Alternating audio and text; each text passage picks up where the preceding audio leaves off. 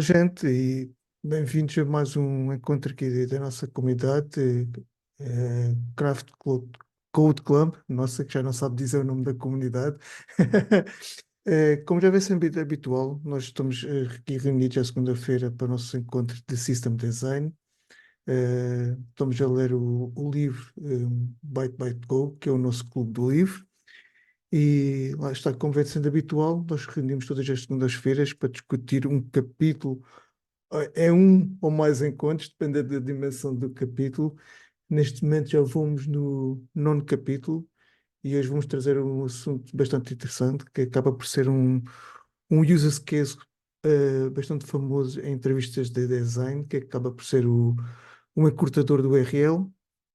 E, falando também um pouquinho aqui sobre a nossa comunidade, nós tentamos manter aqui, tentamos não, gravamos todos os nossos encontros. Inicialmente, nós não fazíamos e começamos agora a fazer e estamos a gravar todos os encontros do nosso Clube do Livro. Temos aqui o nosso canal de YouTube, onde é que já temos a playlist do Clube do Livro. Também temos à sexta-feira o nosso encontro de algoritmos e System Design, onde estamos também a fazer um roadmap de Zero to Hero. Basicamente, queremos levar ou queremos aprender todos juntos, desde as bases fundamentais dos algoritmos até aquilo que nós chamamos de algoritmos mais avançados. E também temos o nosso meetup, que nós tentamos manter sempre atualizado, com todos os encontros que vamos ter no futuro. E é isso aí. Bom, e como dissemos anteriormente, o tema de hoje, do capítulo que lemos esta semana, é o URL Shortener. Basicamente, fazer um encurtador de URL. Um, o Giovanni que criou aqui o nosso mind map, talvez queira puxar aqui agora um pouquinho os pontos. Giovanni, Acho que todo mundo está na mesma página do que é um encurtador de URL, né? Acho que todo mundo conhece ali o TinyURL, ou o Bitly, todos esses serviços, né? E aí, a proposta do capítulo é a gente discutir como fazer o system design desse tipo de serviço, né? Alguém tem alguma dúvida de como funciona, de qual que é a, a premissa, ou de como deveria se comportar um sistema desse? qual é o mais famoso que nós temos? Até podemos usar aqui um como exemplo. Abre o Bitly ou o TinyURL. Nossa, Acho que é. Deixa-me abrir aqui. É este aqui o mais famoso, não é? esse aí. O TinyURL acho que ele é até mais simples a gente criar uma URL ali. Deixa-me abrir aqui ao lado, não vai aparecer aqui alguma coisa inesperada. Você fala neste aqui? Não, não, o que eu Também. mandei na. Você mandou aqui. Deixa-me abrir. Opa, isto não conhecia, não. É mais famoso e eu não conhecia. Não seria mais famoso, mas ele é. Ué, cadê? Opa, agora sim. Aí. Acho que dá pra fazer uma demo aí, né? Tipo, joga uma URL ali, né? Podemos colocar aqui qualquer coisa, então vamos colocar Coloca aqui. uma URL válida. Então vamos só para fazer aqui. Fazer o merchan. Nada intuitivo, é? Aí, boa. Aí ele gerou Nossa, ali, então, uma é, URL é, com um código. este aqui foi sacanagem. É short e ficou maior que uma. Pois é. Mas Mas brincadeira, a gente percebeu a aí, ideia. copia aí nessa URL, abre uma aba nova no seu Chrome, abre o Developer Tools, vai em Network, habilita o Preserve Log ali em cima. Senão ele vai fazer o redirect e você vai perder a. Onde está? Ah, está aqui. Tá ao lado da lupa. Ok. Tá. Vamos lá? Manda lá. Aí. Ó, Sobe lá nas primeiras linhas. É o e cá primeiro, está. clica no primeiro. Aí, boa. Aí, então ele bateu lá no servidor deles, né? No TinyURL, viu o código, existe. Aí ele pegou e mandou. Consegue dar um zoom aí, Nelson? Opa, maravilha. Bom, este Boa. aqui do lado esquerdo não interessa, do lado direito, perdão. Aí a gente viu que ele fez a request pra cá, né? Retornou um 301. E em algum lugar aqui é para ter Está aqui, o o location. location. Isso. Que é o que está registrado para esse código, né? E aí, basicamente é isso, né? O sistema, né? Que a gente vai brincar hoje aqui. E o capítulo trouxe para a gente também. É basicamente você ter essa URL original ou a URL longa, você passa para o sistema e o sistema te retorna uma URL encurtada, né? Com um código para você usar ele para compartilhar nas redes sociais, né? Ou ser uma URL mais amigável, talvez. E quando você chama ela, ele te direciona para a URL original. Perfeito. Isso é demais. Bom, Simples, né? Mas vai desafiante. complicar. A gente vai complicar como sempre, né? Para ficar mais interessante. Alguma dúvida, pessoal, de se tem alguma coisa para acrescentar aí, né? Como qualquer proposta do problema e coisa e tal? Lá está, o user case acaba por ser bem simples e como a proposta do Alex Chui é, se calhar, para uma entrevista, ele acabou por dar ali uma facilitada em alguns pontos que ele deixou para a parte 4, mas eu acho que aqui, com um pouquinho mais de tempo, se calhar nós podemos explorar aqui algumas, estressar um pouco mais o caso. Sim. É, bom, aí ele traz, né, no capítulo, que acho que é sempre importante a gente ressaltar, é que as perguntas de System Design elas são mais abertas, né, são as famosas Open-Ended Questions, que começa com um problema simples, né, que é tipo, vamos desenhar um encurtador de URL, né? E aí, muitas das vezes, igual ele traz no capítulo, o entrevistador não vai te dar os requisitos de bate-pronto, né? Ele vai te falar essa parte, tipo assim, é isso que a gente vai fazer, e aí você tem que começar uma discussão para entender exatamente quais são os requisitos, né? Quais são as demandas ali para esse sistema, né? E, e aí um dos que ele trouxe, eu acho que agora eu não lembro se eu peguei igual tá lá ou não, mas eu tentei fazer um pouco diferente o mindmap de hoje. Mas acho que a gente pode tomar com requerimentos aqui, se alguém quiser colocar alguma coisa mais, fica mais interessante. Mas a URL tem que ser o mais curta possível, né? É, tem que ser mais ou menos fácil de digitar, né? Que talvez ali você quer, a pessoa tem que digitar em um lugar, então a gente quer que ela seja fácil, não muitos símbolos, não muita parafernália ali, né? É até uma sugestão que ele traz mais para frente, mas aqui a gente já pode assumir que a gente vai tentar trabalhar aí com letras de A a Z maiúsculas, A a Z minúsculas e 0 a 9, né? E aí, por enquanto, aqui é até interessante, depois a gente pode ver como funciona. Aqui na empresa a gente faz eu já fiz essa pergunta em entrevista, e a gente já colocou um requisito algumas vezes de tipo, considere que a URL expira em tanto tempo, né? Ela tem um TTL ali de vida.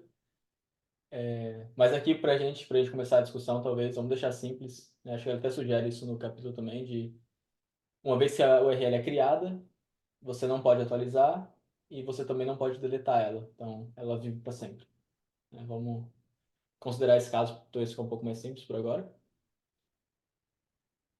E aí, Esse, como a gente... só, Uhum. só para saber, esses serviços de encurtador, eu sempre usei eles só para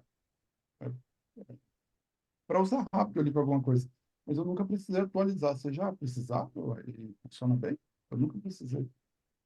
Eu acho que eles podem ter também outra finalidade. que aqui explora no capítulo, ou deixa muito para explorar na parte 4 se tiver tempo, que é Analytics. Por exemplo, você faz um link numa campanha e quer saber quantas pessoas, ou faz um post, você é criador de conteúdo e quer saber quantas pessoas clicou naquele post que você publicou. Acaba por a ferramenta também, de certa forma, conseguir agregar analytics. E acho que até pode ser, e até um dos pontos que a gente vai, de certa forma, enviesar algumas decisões. Entendi. É porque eu lembro que teve um lugar que eu de verdade precisei, a gente não trocava no encurtador. E eu trocava no final, lá dentro da estrutura mesmo, que ele mandava para o outro lado, entendeu? Sei lá. Uhum. Enfim, mas é que eu nunca tinha visto. Aí eu vi que eu lendo ele tinha esses requisitos que poderia trocar, mas não era o caso, era só manter, até porque chega a 10 anos, dá 356 bilhões, né, de registro, um negócio assim, sei lá. Uhum. É, Vai depender do caso de uso, né? Porque, sei lá, aqui depende do que você faz com a URL, né? Se é uma URL que você compartilha e tal, fica meio estranho você querer atualizar ela, né? Porque aí do nada a pessoa clica e vai para uma coisa que antes era para outra coisa, né? Então, Ou tem aquela coisa também de. É igual no Discord aqui, né? Eu não era de usar Discord, eu apanhei um pouquinho porque eu não sabia que ele tinha TTL, né, para o encurtador que ele uhum. apresentava. E aí, quando eu publiquei um lugar, aí o pessoal não está conseguindo notar. Eu falei, mas é Os o invites, mesmo. né? Aí eu fui lá e vi que você vai lá. Então, eu acho que talvez tenha esse tipo de aplicabilidade agora pensando, né? Mas, enfim. É que nesse caso do Discord é um invite, né? Então o invite tem data de expiração. O que é interessante, né? Talvez você quer abrir Mas, só mas o legal é por que uma hora. é o encurtador, né? É a aplicabilidade. Acaba sendo uma URL pequena, né? Sim. Né? E Oi, o que é que eu ia falar? Mas eu entendo assim que o capítulo eles tentaram deixar um pouco mais enxuto, porque se você entra no mérito de como você controlar essa alteração, esse cacheamento e por aí vai, aí eu acho que o capítulo ia ficar mais sairia talvez do foco que é o algoritmo para encurtação ali, né? Sei É, lá. o foco é o sistema como um todo, né? Se a gente começar a colocar muito use case, acaba ficando um sistema muito complexo para você conversar em uma hora, né? Eu Tem esse acho por ponto isso que ele também. deu ali. Eu acho por isso que na simulação de bate-papo ali ele limitou, né? Sei lá. Sim, Usando o framework lá de design. Uhum. exatamente. É, Aliás, eu acho que até neste capítulo, Eduardo, não sei se o mais interessante é o próprio algoritmo em si, se não é ele como um todo, o sistema como um todo.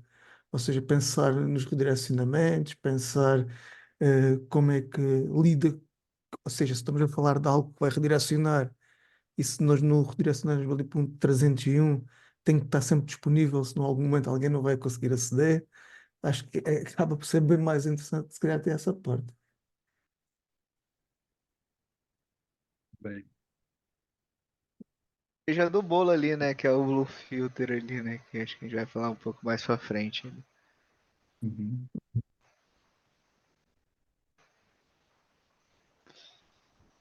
bom, aí então, seguindo a mesma mecânica do capítulo, né, vamos deixar o nosso use case contido aqui para a gente não expandir muito o nosso use case.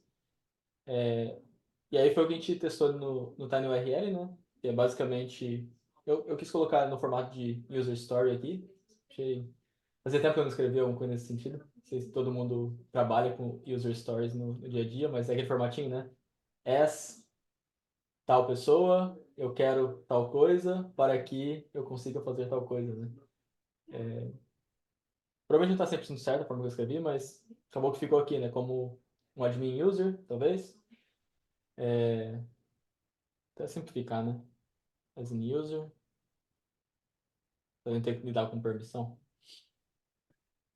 Eu quero prover uma URL longa e para que eu tenha uma URL curta depois para compartilhar na social media, por exemplo. Né? Então foi o que a gente fez ali, né? A gente proveu uma URL original e ele deu para gente uma supostamente encurtada, que no exemplo ele não foi tão mais curta, né? Mas, enfim, a ideia era para ser menor. E o outro use case é justamente você consumir esse código e retornar a URL original, né? Então, nosso use case é gerar a URL encurtada e fazer a engenharia reversa dessa URL aí, né? Quando o pessoal entra, a gente é redirecionado para a URL original.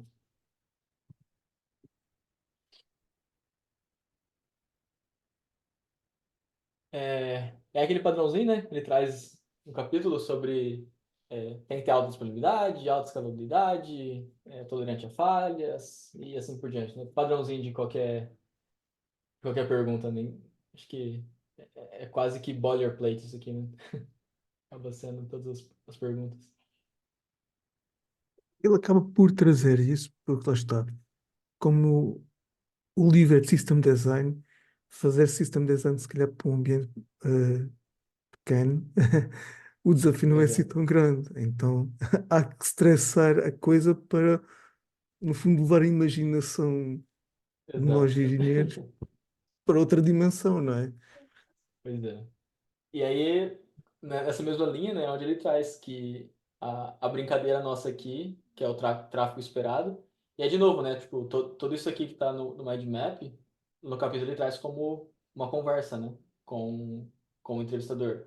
Ah, quais são os use cases? Vamos trabalhar com esse, né? Então, todo aquele, usando o framework do próprio livro, né, você entender o problema, entender os requisitos, para depois você partir ali para um design inicial, né? E aí, dentro das perguntas também, é onde ele pergunta, né? Tipo, mas qual que vai ser a carga, né, desse sistema?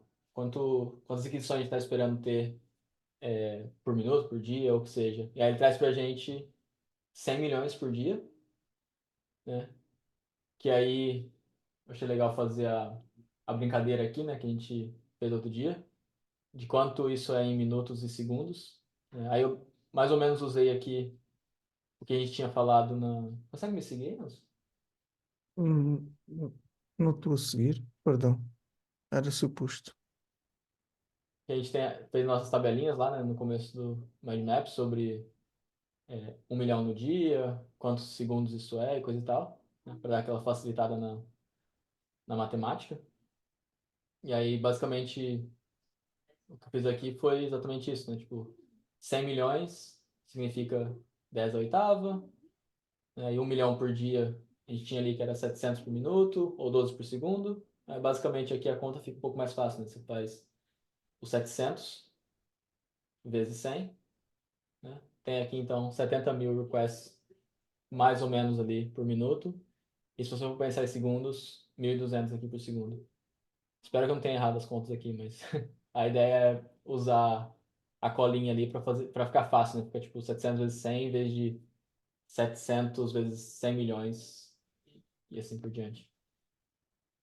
Acho que aqui o interessante, nós voltarmos a fazer aqui o recap, é trazer para o lado do segundo, dando-nos uma dimensão mais perceptível do que vai ser realmente a carga. Quando a gente fala 1 milhão, se calhar nós tendemos a assustar com o número, por ser um número grande, uma magnitude grande, mas quando a gente traz para o segundo, 12 por segundo, a gente começa assim a pensar, "Hum, Pois é, não é, não é lá aquela coisa."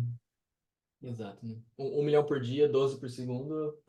12 por segundo É não muito assusta por tanto. aí. Ah. Massa.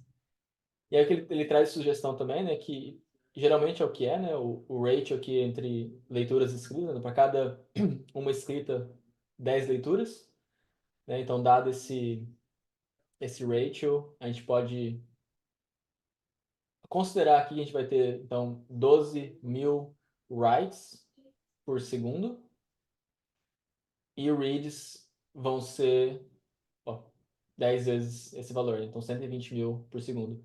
Aí aqui, eu não sei o que vocês acharam também, mas dá para ter duas interpretações, né? Tipo, o 10 para 1 pode ser. Você pode falar que o 10 é as 1.200, né? Então, o ratio de 1 de escrita aqui é 1.200 dividido por 10.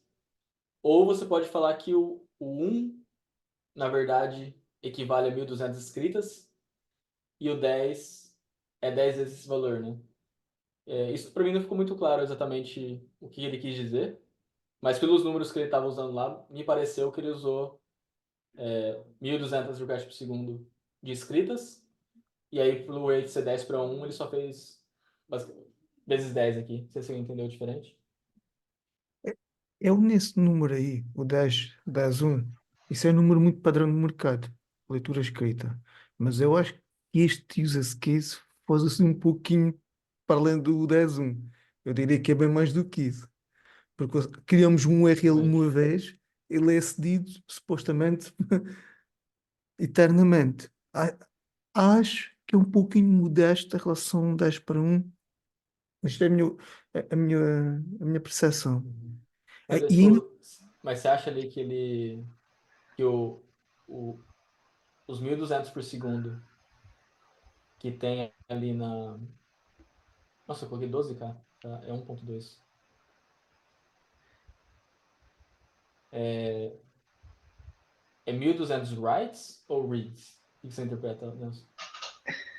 eu ia mais para o lado do read, porque acho que o foco é a leitura. Mas eu acho que é right, o Nelson Macio, porque são 100 milhões de URLs geradas, né? Então, assim, então Acho que ele suponho fala isso, que né? lá no enunciado fala que são 100 milhões de URLs gerados por dia, né? Então Ah, tem boa. que. Boa. Boa. Então por isso que eu acho que é por isso que teria que ter essa interpretação aí. Então, é isso mesmo, tá, Matheus? Acho que você matou a pau aí. Se é 100 milhões geradas, ele colocou 10 para 1, então é 10 vezes mais do que isso de reads, né? Isso, então tava certo os 12 mil por Exato, segundo ali no writes. Que você falou, eu coloquei 12, mas é 1.2. Não, é 12 mesmo, então. É, exato. Também deixar bem claro que nós estamos com esta dúvida porque já não temos cá aqui o recruiter. Nós, na altura, tirávamos a dúvida. Ah, não, sim. Mas o nosso recruiter aqui é o capítulo, né? Então lá de fato ele Exato. fala o que o Matheus falou, né? Então a gente pode assumir isso. Mas aqui é 1.2 mesmo, não? Não é 12. Porque aqui é 1.200, né? 1.2. É o ponto 2 isso, exato. E embaixo que é 12, né? Isso, né? Isso, eu Vergonha. interpretei. Continha de multiplicação vezes 10. Eh, Giovanna, antes de você avançar, eu hoje, se aparecesse este use case de uma entrevista, eu faria mais uma pergunta, porque está um pouco já enviesada no resto do capítulo. Era se íamos ter necessidade de analytics ou não, por parte do utilizador. Porque isso direciona o parte do capítulo numa direção ou noutra, ou simplifica ou complica. Então, dando um pouco de spoiler, diz-nos se nós damos um redirect permanente ou temporário, por exemplo.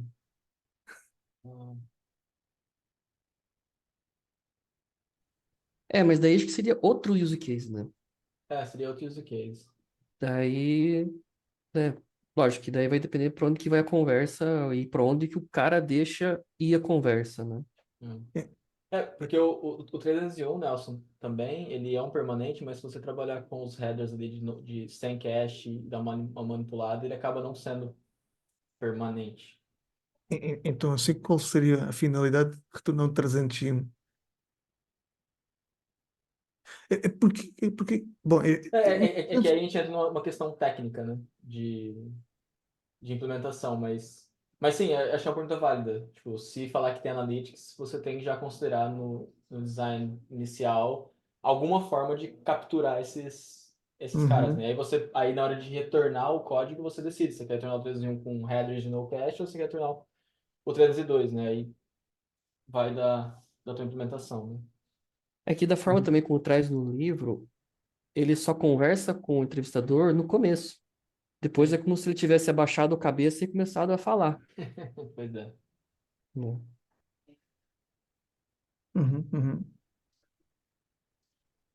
Bom, mas a gente faz um follow-up disso, Nelson, qualquer coisa. Sim, Só sim, pra sim, gente sim. não estender muito. Bom, então aqui a gente tem as nossas demandas. E eu achei interessante, né, que ele trouxe também aqui que é esperado que o serviço rode por 10 anos. Mas essa pergunta aqui eu perguntaria de uma forma diferente, né? Tipo, eu, eu acho que eu gostaria de saber melhor, como entrevistador, talvez, eu acho que eu gostaria de saber o quanto o meu sistema vai crescer por ano, né? Em vez de você dar um prazo de validade para o sistema nesse caso. Mas eu entendo que aqui foi para ficar mais fácil a discussão e a conta, mas ele acabou falando que roda por 10 anos, né? Então, continha de multiplicação aqui, né? Então, 365 bilhões de records no final de 10 anos, né?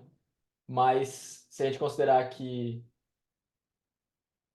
o sistema vai crescer, sei lá, 10% todo ano, ou ter uma expectativa de crescimento tanto, talvez você não precise, tipo, pegar esse número e dividir por 10, né? Então, tipo, no primeiro ano você vai ter 36 bilhões, você talvez tenha um crescimento, depois estabiliza, sabe?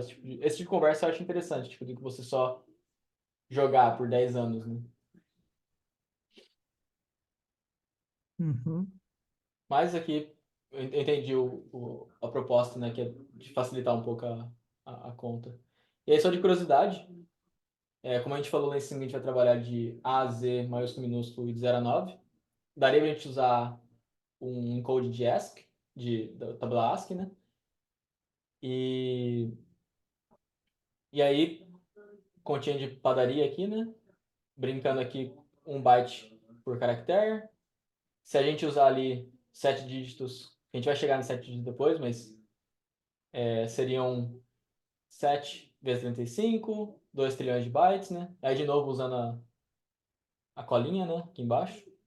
A gente sabe que trilhões é elevado a 12. Ops.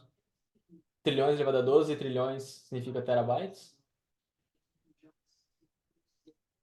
E aí dá pra gente saber aqui, né, que no final de 10 anos, a gente vai precisar de 2,5 terabytes, considerando somente o hash, né? Só o código. Fora o ID da tabela, fora o restante, né? Aqui, considerando somente essa parte, né? Então, provavelmente, considerando aí o restante da tabela, o que será que a gente usa, pode fazer 1 vezes 2, vezes 3 aqui, talvez. Talvez 1 vezes 2 para ficar safe, né? E aqui, coloquei a continha, né? Considerando que a gente vai ter todo ano exatamente o mesmo crescimento, seria um crescimento de 250 gigas por ano, né? Então, isso aqui talvez é interessante, né? Tipo, tá, para os primeiros 2 anos você aloca 1 tera, né? Você sabe que você tá bom ali até certo tempo, depois o teu do futuro se preocupa com aumentar isso depois, né? De certa forma. Mas achei legal brincar de fazer as continhas aqui.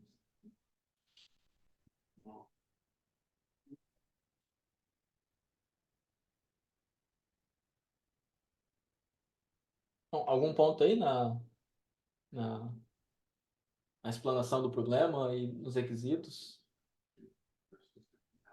Acho que é isso aí mesmo. Sim.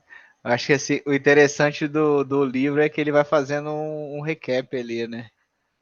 Aí, se eu pegar aí, pegou aquele capítulo lá do Back of the Envelope Estimation, Sim. bem bacana. Massa. Bom, aí, então, dado o problema e dado os use cases que a gente tem, né?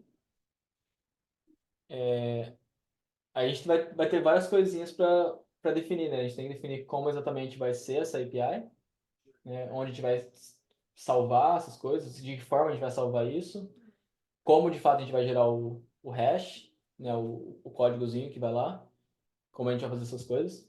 Vocês têm preferência de onde começar? Acho que não tem muita diferença por onde a gente começa. Alguém tem alguma preferência? Acho que podemos começar pela API mesmo. Já voltei rapidinho. Opa. Então, vamos explorar aqui. Bom, o Giovanni já tinha colocado aqui. Ah, já está de volta, Giovanni. Siga lá. Não, não, manda bala, Nelson, manda bala. É, eu acho que a gente pode começar mesmo pela API, pensar na API. E acho que para já não precisamos de pensar em grandes cenários para além daquilo que o capítulo traz, que é, no fundo, a questão dos analíticos. Vamos focar realmente no capítulo, que é encurtar e redirecionar. E para esse princípio, nós precisamos, a partir de quando pensamos nisso, dos endpoints para a API. Um que cria, outro que obtém, ou que redireciona, basicamente. E é muito do que você tinha aqui. Você quer abrir aí? Ou... O que eu ia trazer aqui, né, que dado esse use case, traz o capítulo, mas também concordo, tipo, é simples o suficiente para ser uma API REST, né? Não tem muito porque esse cara ser complicado e ser um GraphQL da vida, e até tanto que o retorno, né, do redirect com uma API HTTP vai ser mais simples, né, para o nosso caso de uso. O próprio HTTP vai facilitar, o resto vai facilitar muito.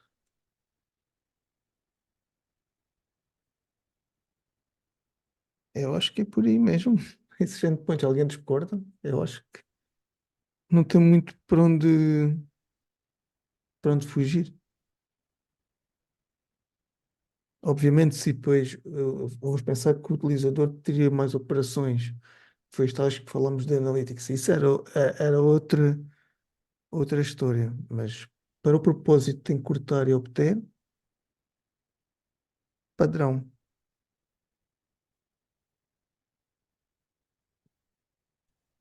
Se a gente fosse utilizar um protocolo aí gRPC, teria algum ganho? Boa. Ou só aumentar a complexidade? Você trouxe a pergunta que está a rolar agora no chat. Nossa, Ah, é? fuja disso. gRPC no lado do cliente. Nossa. O gRPC é um protocolo ainda, eu vou pôr assim muito direto, back-end. Para você conseguir ter o browser a suportar gRPC, tem que dar uma volta, nossa. E só, não, porque o gRPC, para conseguir ter web, o gRPC precisa de criar um proxy para o browser conseguir suportar.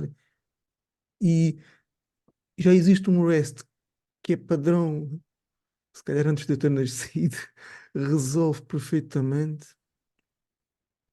Por isso, no máximo, se calhar, Ricardo, Foi só uma poderia, provocação mesmo. se calhar, talvez no máximo um GraphQL, mas eu acho que a proposta do GraphQL para isto também seria completamente overkill. Uhum. Sim, Mas aí só faz para sentido. fundamentar um pouco mais o porquê não, né? E basicamente a gente não teria nenhuma. A gente não aproveitaria as vantagens, né, do gRPC ou do GraphQL aqui, porque o nosso use case é bem simples, né? Você registrar uma URL e depois é você converter a URL é, encurtada para a original. Então, é bem direto ao ponto, né? Então, tipo, você não tem muita coisa ali. A parte do gRPC, que de você ter um payload em bytes, ele tirar vantagem do HTTP2 ali, com multiplex, coisa e tal, que ele deixa a conexão aberta, você faz várias sem fechar a conexão e coisa e tal. Não faz diferença pra gente, né? A gente é uma chamada só, né? Então, e o Perfeito. GraphQL também, né? O GraphQL, nesse caso aqui, seria até, provavelmente, na verdade, eu nunca fiz GraphQL retornando Aliás, o GraphQL é coisas de tudo um. post, não é? Tudo Exato, é é tudo post.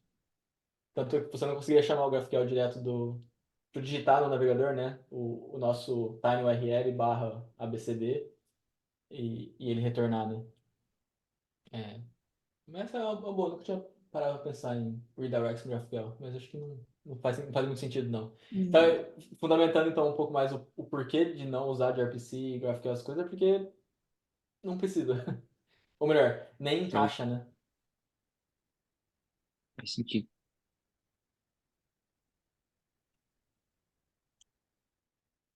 É, bom, e aí só expandindo, né, aqui no nosso post, a gente pode aí fazer uma coisa tão simples quanto ter um payload que tem aqui a URL longa.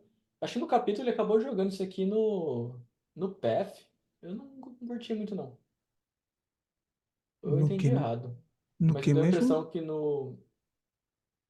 Na query string? É, ele jogou na query string. Me Sim, deu a impressão que ele sim, não ele pôs um colocou um payload query pro post. parâmetro, né? Não sou muito fã, não, confesso.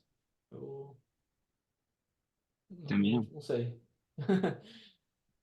Não sei Não, ele se diz é possível. request parameters. Você diz a URL longa. Exato.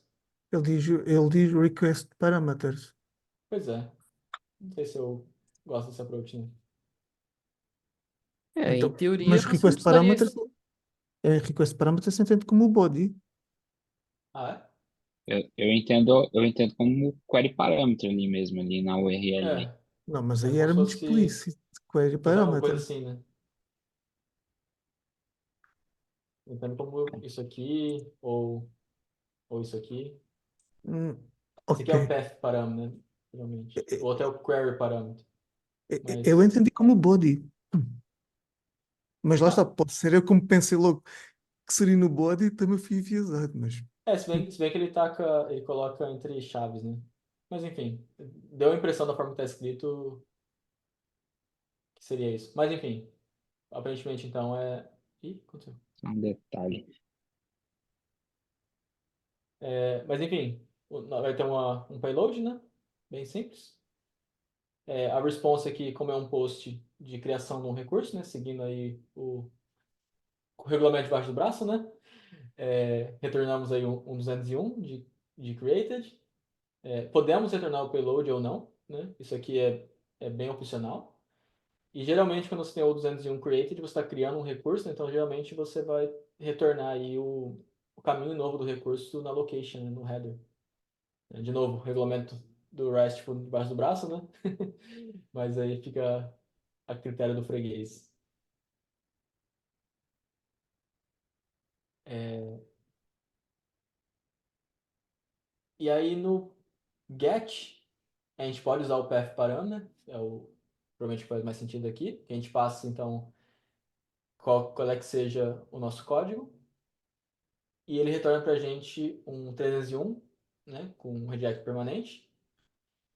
E aqui é onde entra o ponto que a gente estava conversando, né? Tipo, como a gente está talvez trabalhando com códigos que não são atualizados e não são deletados, você retornar uma URL, um código permanente é aceitável, porque mesmo se o browser ou qual é que seja o cliente fizer o cache da onde essa URL tem que ser direcionada, não tem problema, né? Já que ela não vai ser mudada. Então, tudo bem. Mas aí entra o ponto que você falou, Nelson, né? Tipo, e se a gente quer ter um pouco de analítica, quer saber quantas vezes essa URL está sendo requisitada, né?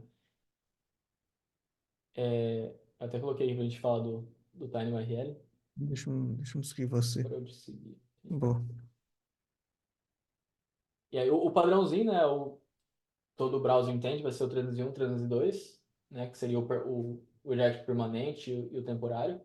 O padrão é que o 301 seja permanente e o 302 seja temporário, né? Para uma questão de cache e coisa e tal. Né? O 301 é aquele detalhe, né? Tipo, você vai. O browser vai receber isso uma vez e por um tempo ali ele vai ficar usando o que ele já sabe localmente. Então você perde essa habilidade de ir para o servidor toda vez e revalidar, né? Então o drawback dos Auto 301 puro é que talvez o teu Analytics não vai funcionar. Né? E aí indo para o 302, você garante que toda vez que é feita a request, ele verifica lá com o servidor se essa URL não foi a URL de destino não foi alterada, né? E aí esse aqui se encaixa um pouco melhor pro Analytics, né? Se você quiser sempre que o servidor faz um count ali, né? Mas o que eu tava reparando, até no TinyURL, se você puder abrir de novo aí, Nelson, ele de fato usa o, 301. o 301, só que se você olhar nos headers, ele passa os headers como sem cache e must revalidate. Deixa-me copiar aqui. O que indica para o cliente que ele deve ir no servidor toda vez. De qualquer forma. Tanto é que se você for ali na aba Network, se puder abrir de novo lá, Nelson, dá para ver que ele sempre bate no servidor. Você ainda tem copiado aquele que a gente viu? Eu acho que não. E a outra aí? Oh, cá está. Ah, boa. Maravilha. Dá uma limpada no log antes de... Boa. Dá aquele zoom maroto para nós. Se você ver ali o cache control dele, você pode ver que ele está max age 0, must validate, no cache, no store, blá blá blá. Né? Então, tecnicamente, o que vai acontecer é que se você atualizar a página e se você tentar ir para esse código de novo, tenta colar de novo, né, o URL entrar lá de novo. Deixa-me apagar.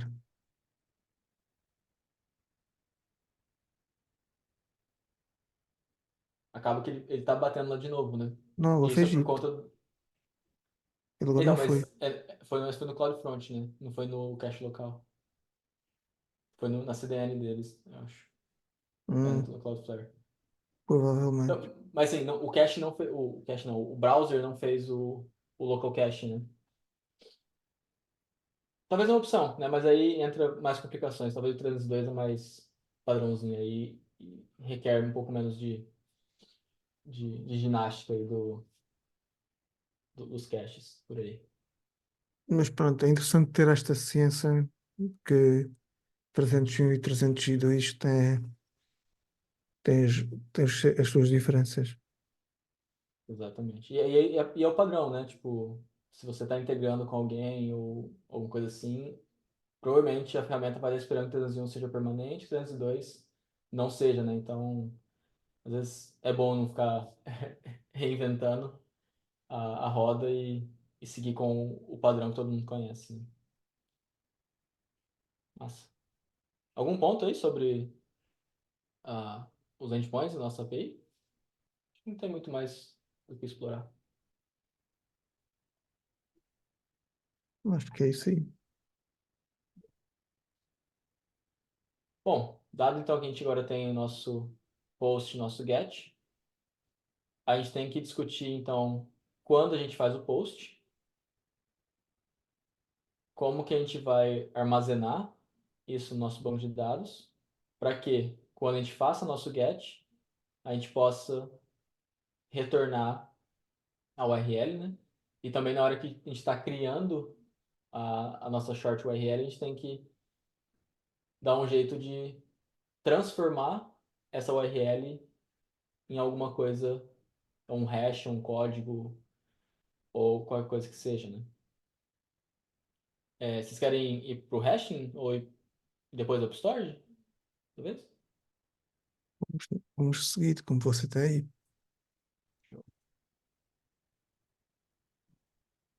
Bom, um dos requisitos que ele traz, né, que a URL seja o mais curto possível, então isso inclui você ter um domain que não é gigantesco, né? Tipo, bit.ly é muito bacana, mas também que o código dentro de identificação seja o menor possível, né?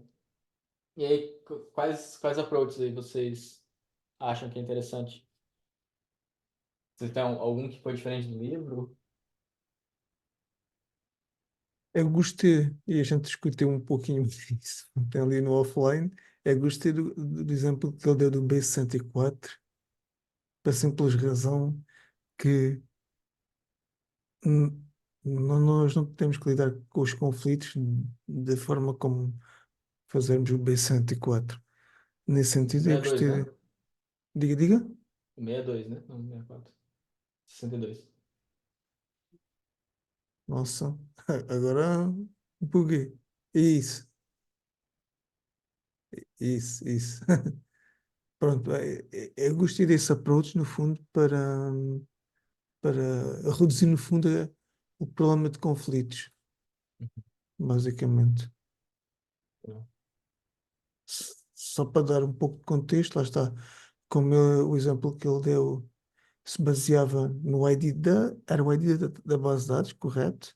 E depois gerava, ah, no fundo, o base 62 dessa URL, não tinha como, lá está, pelo algoritmo dele gerar um conflito de códigos porque se baseia na chave.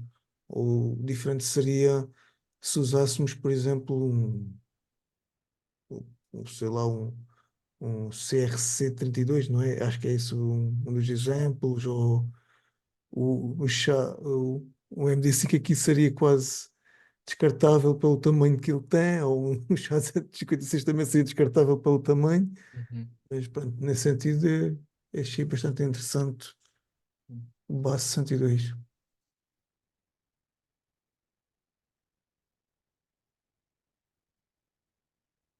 Vocês? Eu também achei bem interessante também o Base 62. Inclusive, eu não conhecia antes de ler o livro ali. Achei uma abordagem bem legal ali. As outras eu até conhecia ali, o MD5, né? O CRC32 também não conhecia, mas o MD5 é bem comum aí. SHA-1 também é bem comum, mas é muito grande, né? Aí teria que. Tipo, não seria encurtador de URL, né? E se cortasse ali, também não seria algo muito bem otimizado ali, porque poderia ter colisões, né, com outras URLs, né? Então acho que a base 62 ele foi bem eficiente ali, porque você consegue você consegue evitar colisão ali, né, com outras hashes e atende um grande número aí de geração de hashes aí.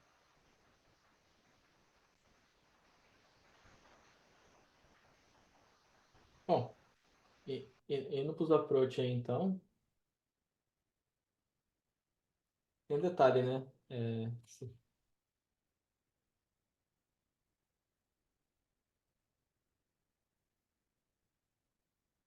A gente, se você for pensar num caso bem naive aí, né? Bem simples, foi até o que eu estava testando na brincadeirinha com o Go ali mais cedo. Você poderia, no seu banco, ter um ID sequencial, né? Sei lá, um barra zero, né? Você poderia ter depois o barra um, né? E assim por diante. Por que não? Nada te impede de fazer isso, né?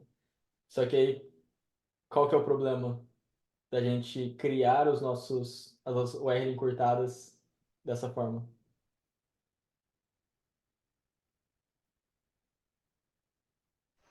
Problema. O problema aí talvez se fosse mais a nível de segurança, mas é uma URL pública, não sei qual seria o problema aqui de segurança. Eh, Porque você consegue inferir quantas URLs estão para trás, por exemplo. eh,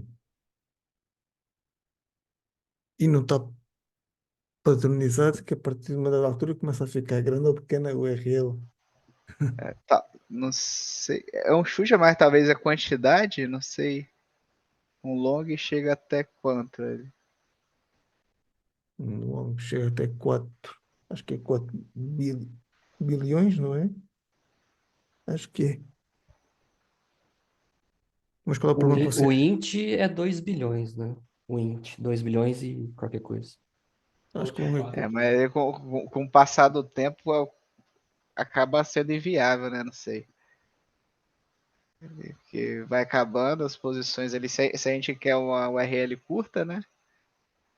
E dessa forma aí que é meio que sequencial, barra alguma coisa aí, e são 100, a escala de 100 milhões de URLs gerados por dia.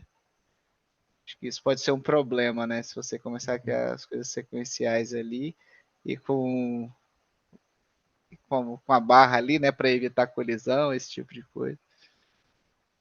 Acho que É, o benefício desse aqui é que você não tem colisão, né? Porque você sempre vai estar gerando uma da frente e você evita esse problema.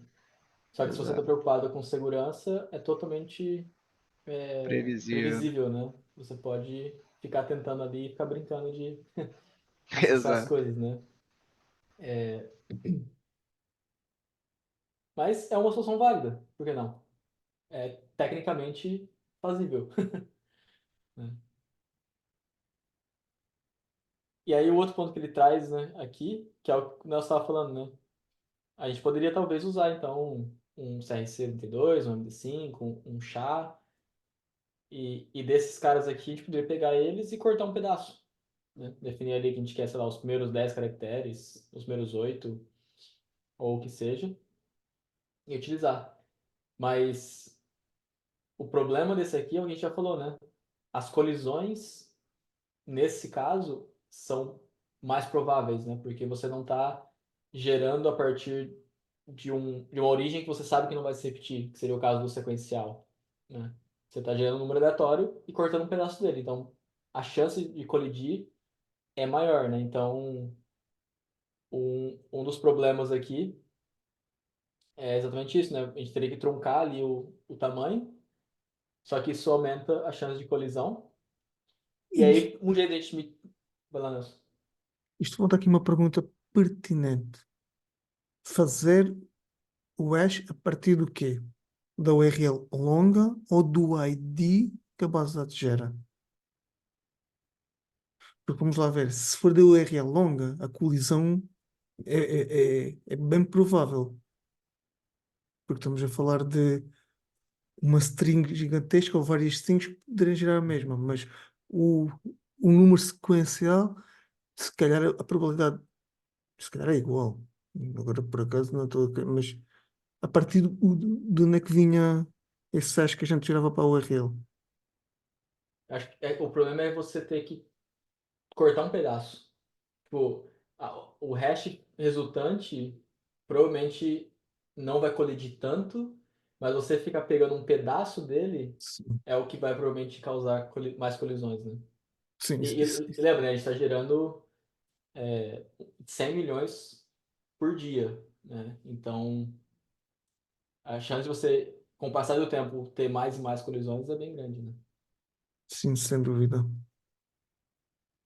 E aí, às vezes é ok você ter colisão, né? Às vezes você consegue. É, é aceitável você ter colisão e aí você tem que dar um jeito de tratar isso, né? Uma forma bem simples de você mitigar esse problema é você gera, opa, já existe, né? Aí você vai e gera outro. Aí você põe um salt ali, ou você muda faz um append de alguma coisa e fica gerando até você achar, né? Talvez não seja um problema para você, né? E é aqui é onde ele traz, né? Que eu escrevi isso primeiro de ler o livro, de ler no livro, mas faz todo sentido, né? Você usar o Bloom Filter é uma estrutura de dados que te ajuda a saber que aquele hash, com certeza, já não, ele não existe, né? Então, talvez economize aí uns hits no banco de dados, né? Bloom Filter sempre marcando presença aí nas conversas. Uhum. Bom, e aí é onde ele traz, né? Que aí volta lá no que a gente estava falando de... Cadê? Que a gente acabou determinando que a gente talvez gostaria de usar isso aqui, né? E por que que isso aqui funciona, né? Por que que dá para usar letras maiúsculas, minúsculas de A a Z e 0 e 9, né?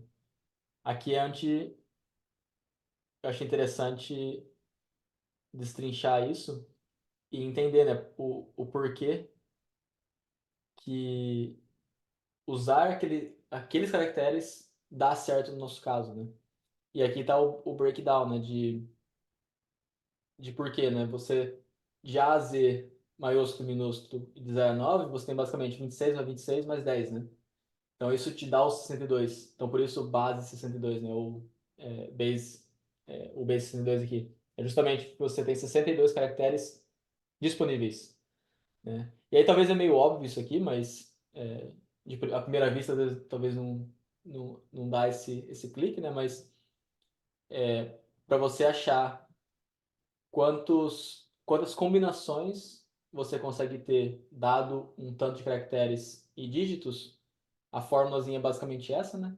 Então você tem a quantidade de caracteres disponíveis elevado à quantidade de dígitos ou slots que você tem, né? Então, se a gente está considerando aqui que a gente tem 62 caracteres e tem somente um dígito, obviamente a gente só consegue ter 62 combinações. Para o nosso caso, a gente já sabe que é 100 milhões por dia, isso aqui não dura 10 minutos, né? Então, um dígito para a gente não é suficiente. 2 dígitos, aí já começa a ficar exponencial, né? Então, 3.800, 3 dígitos, 200 mil, 4 dígitos, 14 milhões, 5 dígitos, 900 milhões, né, de strings únicas, né? E aí vai indo até chegar aqui no 7, que seria os 7 dígitos que a gente discutiu lá atrás. E aqui é o porquê que 7 dígitos funciona pra gente, né? Porque 7 dígitos vai dar na casa dos 3 trilhões de possíveis combinações, né? E isso aqui passa longe do que a gente calculou que o sistema vai ter em 10 anos, né? É, é o quê? 10 vezes mais do que o sistema vai ter em 10 anos, né? Então, é código para burro aqui, como diz o nosso português popular, né? Então é por isso que a explicação do porquê do base 62 e por que ele funciona. Eu não sei se isso tinha ficado claro para todo mundo, mas é bem interessante. E para essa pergunta de URL, em corredor de URL, é bem comum esse ser o caso, né? E é obviamente que esses números vão sendo gerados sequencialmente, né? Então você começa ali do 1, vira uma string de qualquer coisa, ou 2, 3, 4, 5, e assim por diante. Para você justamente não ter a colisão, né? Mas, aí vem a pergunta, né? Qual que é o problema disso aqui? E aí voltando para as discussões, né? Tipo, a gente tem que saber o porquê isso aqui é ruim. Qual que é o problema de usar isso aqui, né? Quais são os trade-offs que a gente está fazendo em usar isso aqui? Alguém arrisca aí?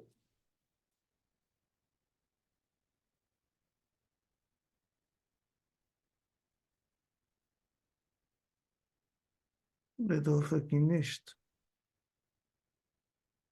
é curto, não tem conflito, você salva no banco o código, logo para fazer o reverse também é tranquilo.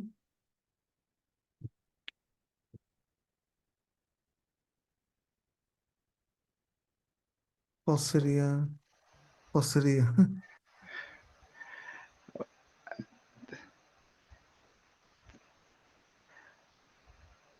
De trade-off aí,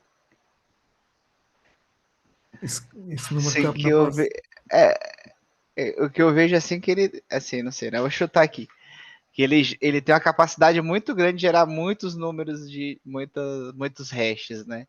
Então, acho que mais para frente ali a gente Então, pode a nossa busca ali pode sofrer bastante ali com a quantidade com o volume de vou, informações que a gente tem, né?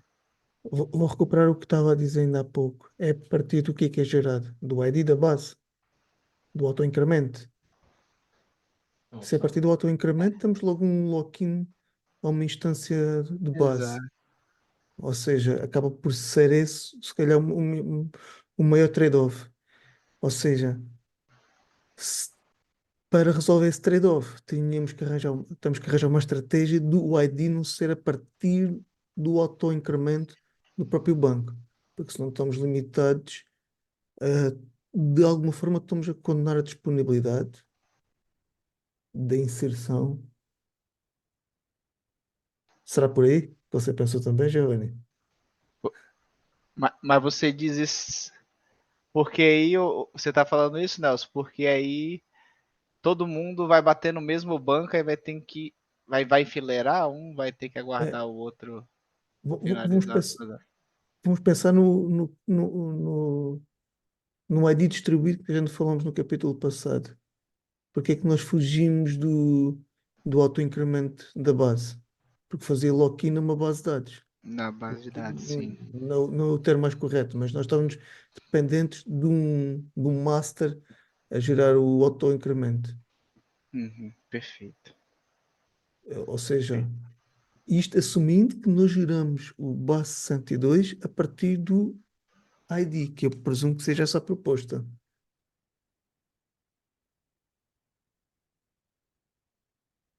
É por aí, não é? É exatamente isso, eu só tô instigando a discussão da parte ruim, né? Do approach que aparentemente é o perfeito, né? Mas é exatamente isso, né? Tipo, esse approach, se você for partir do ID serial, né? Acaba que acontece igual ao serial, ele vai aumentando conforme o tempo, mas a gente sabe que ele vai longe, né? Então, E vamos continuar a explorar o problema. Não podemos gerar o base 62 a partir do URL long, senão ele também seria longo. Porque ele é proporcional ao tamanho. Nós geramos a partir do ID único proposta para continuar a ser curto. E como é base 102, ou seja, só tínhamos números, conseguimos encurtar muito. Quantas vezes? Umas 20 vezes, talvez o tamanho, por questão de ser base 102. Temos 9 dígitos versus 62. Uhum, exato. E, Oh, e mas agora temos que resolver o problema do retirar de lá, não é? De tirar o problema do master, não é? A gerar o ID incremental. Certo? exatamente, tipo, e na questão de a gente escalar isso, né?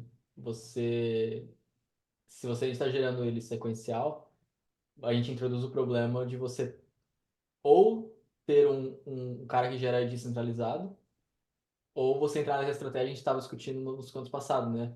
Você tem 10 servidores, então o primeiro servidor vai de 1 a 1000, o outro de 1000 a 2000, o outro de coisa e tal, e você vai ter que arranjar um jeito de você ainda manter essa parte única, né, dos IDs de incremento te possibilita, né? Que aí isso é a parte boa do ID aleatório, né? Porque às vezes, por mais que você tenha que ficar gerando, talvez se você tenha um hash ali que é bem aleatório, você não precisa ter esse controle, talvez, de distribuição de IDs, né? Então, eu queria trazer isso aqui. Acho que não sei se o capítulo traz essa parte, mas na hora de escalar, entra esse ponto, né? Como é que você ainda consegue gerar os IDs de forma performática e que eles não colidam, né? Se é um servidor só, tá lindo, né? Sim. Mas pensando, sei lá, em escala, se tu tiver que garantir realmente que nunca vai ter nenhum conflito, em algum momento tu vai ter que fazer lock ou no sistema pelo ID ou pelo banco, né? Aí não tem saída mesmo. Porque beleza, existe, a probabilidade é baixa, mas se o sistema não pode ter nenhuma falha, aí tu vai precisar fazer o lock. É. E aí entra uma guerra feia. Pois é. Ah, mas a brincadeira foi só para explorar um pouco que a gente foi falando que não dá certo, não dá certo. Opa, esse aqui tá perfeito, mas, né, sempre tem a parte ruim. E aí a gente Legal, hein? sempre a gente exercita, né? Tipo, por mais que a solução pareça perfeita, tente achar onde ela vai dar ruim, né? Tente achar os pontos fracos ou os pontos ruins dela também, porque sempre tem, né? Sempre tem o lado bom e o lado ruim. Exato. É, e aí eu tô seguindo só de de zoeirinha, que a gente estava conversando, né, acho que em algum lugar sobre vários jeitos, né? A gente falou de talvez usar o Snowflake, né? Mas aí, Nelson, qual foi a conclusão? Uma variação dele. Sim, mas uma variação dele, porque usar ele como 64. O Snowflake era 64, né? Base era 8 bits. Ainda assim 64 fica. bits, 64 não? bits. Ele ficava curto. Quando convertido para base 62, ele ficava bem curtinho. É, mas ele é gigantesco, né? O Snowflake original, ele tem Sim, Sim. 40 e poucos bits. sim. Mas quando você Ah, converte é. para números com que tamanho é para base 62, ele não fica muito mais curto. Você consegue fazer isso? Essa é a pergunta, né? Então, olhando aqui para o algoritmo, não.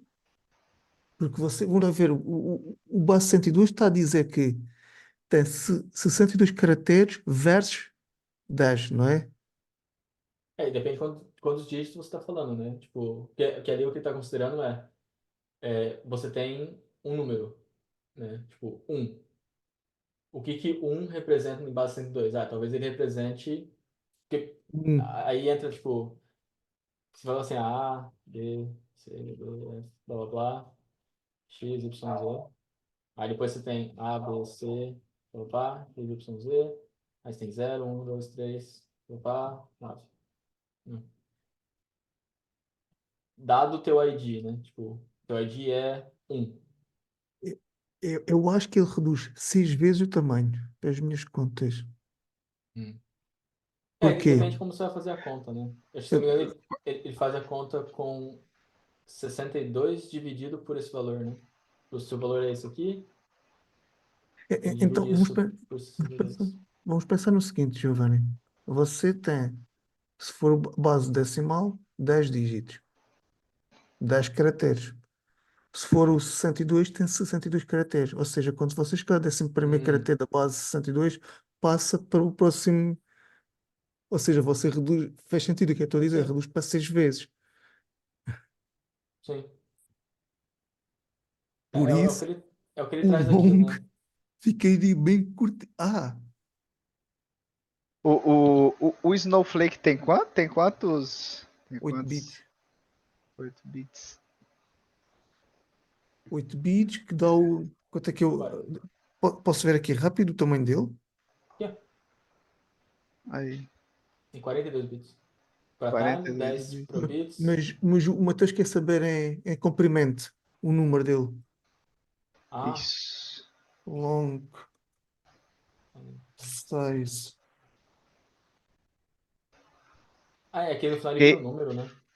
isso vira um Vou número. por, vou por Que, aqui. aí que eu acho que no passado a gente até armazenava como número sequencial, né? No problema passado. Sim. Opa. Que, que eu me lembro que tinha um bit de sinal, aí, aí, boa aí, eu acho que o Maçui achou. Isso aí. Boa. É isso aí mesmo. Que aí dá para converter como número, aí seria isso que o Nelson falou, né? Geraria um número e converteria ele para a base 62. Mas aí limitaria também, né? Ou não? Diga, diga. Pô, aí nesse caso, a gente conseguiria gerar um número com o Snowflake e converteria para a base 62, né? Que aí a gente ia Uhum. conseguir uma quantidade. Entendi. É jogado, hein? Entendi. Ou seja, Que a gente ia conseguir distribuição, ia conseguir ter um. Não ia, a gente ia conseguir gerar aí de distribuído, né? Sem ter colisão, ou com o mínimo de impacto possível, e aí converteria para a base 62. Converte aí, o Massuya, o maior número gerado aí, para ver como é que Aí, dá. Nelson. A conta ia ficar dividindo por 62 várias vezes. Pega esse cara pronto aí, Nelson. Joga o teu número nesse cara aí.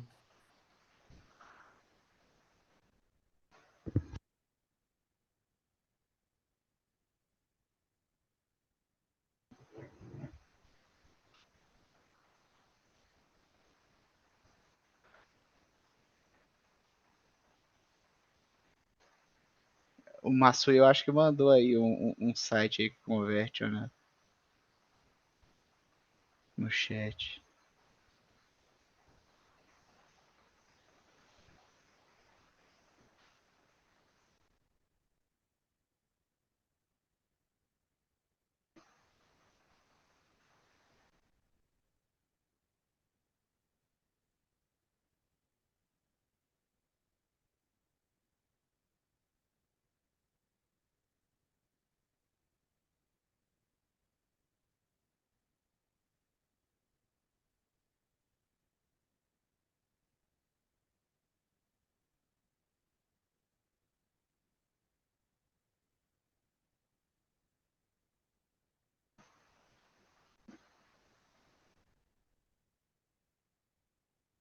Perdão, estava mute, gente, a falar aqui e não saía. Tava muito quieto. Nossa! Pensava do algoritmo de converter de outra forma. Que eu pensava que isto seria o A, por exemplo. Mas não. Então, Ah, tá a fi- pode ser. Talvez tenha alguma outra implementação que faça dessa forma. então, porque ele está a ficar bem maior. Reparem aqui. Eh, Se diz A, é porque é como se fosse o hexadecimal ali, né? Então, Vai de 0 a imagine. 9. É que o problema, Nelson, é que você. Como que. Tipo, a hora que você tá lendo a string original, tipo, o 10. Como você sabe se você considera 10 ou se você considera 1 e 0? Você tem Bom, que decidir aí o que você faz, né? isso é um bom ponto. Não pensei nisso. Eu pensei assim de forma muito direta. Aliás, eu estava a olhar aqui.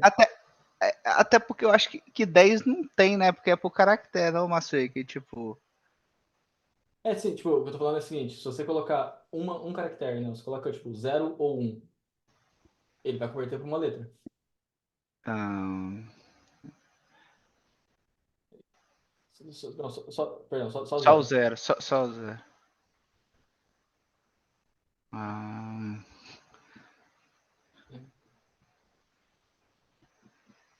Ah, isto é, Aí vai da sua criatividade, né? Como que você vai fazer essa conversão, eu acho. ou seja, a implementação dele é dividindo o número consecutivamente até chegar a zero e apanhar os restos, não é? Uhum. E depois o embaixo, resto. Hum, embaixo tá o dicionário ali, né? Se fosse, eu acho que ali são todos os. É o dicionário, né? Que ele pode utilizar ali, né? São as letras que ele pode utilizar. então, Que é o alfabeto de 0 a 9. deixa-me tentar apanhar aqui a implementação dele aqui muito rápido. Um segundo, gente. Lá no livro tem um esqueminha lá. Vamos fazer aqui. Mas como o Giovanni falou, não sei se tem mais de uma forma de. No livro, Nossa, aparentemente, ele pega o index, né? Tipo, ele te faz a divisão para você ficar dentro do 62 eu e estou ele a pega apanhar. por index, tecnicamente. Uhum.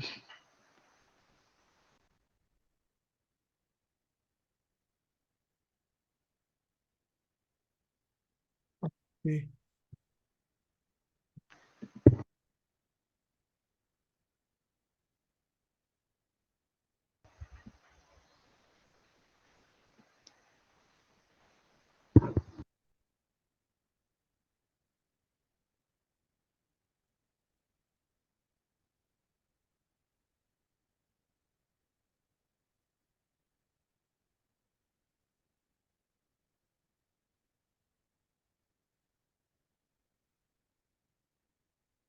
Opa, toma.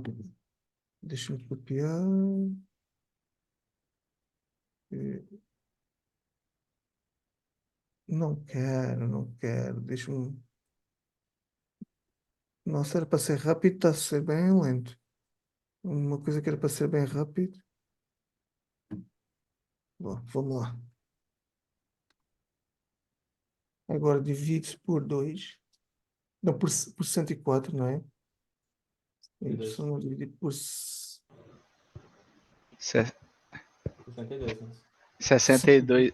62. Nossa, eu estou hoje estou daquele jeito. Print. Quanto é que isto dava? Onde é que, onde é que isto. Oh, nossa. Ok, não tenho Python nesta aula, perdão. Eu formatei a máquina recentemente, pensava que tinha isto preparado. Acho que vai ter que ficar para depois. Nossa, não tenho Python. Abre no Colab qualquer coisa ou não? O Colab, Colab eu não tenho aqui uma conta no Colab. não Ok, precisa, não. não precisa? Precisa, não. Você tem conta Google? Só conta Google é suficiente.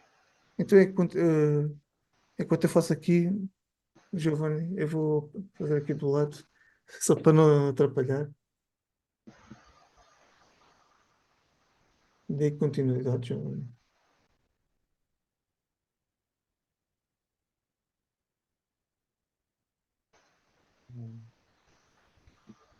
Bom, vamos guardar o Nelson criar o algoritmo pra gente tirar a prova real. Daí. Mas algum outro ponto aí no hash que vocês querem trazer? A gente já volta aí na implementação básica.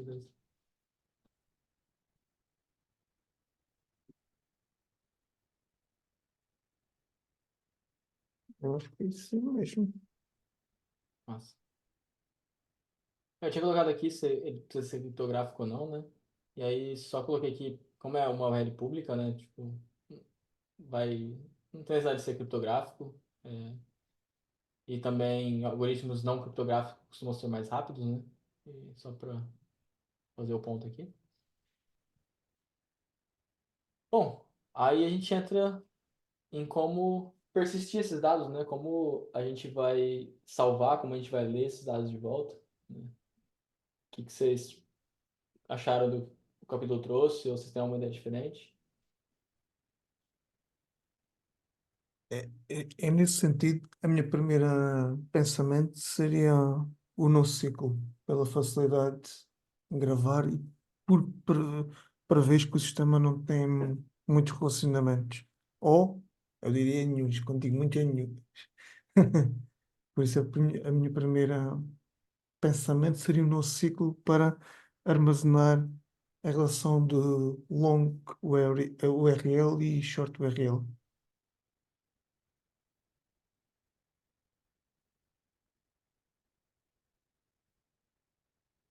Eu também ia nessa linha aí.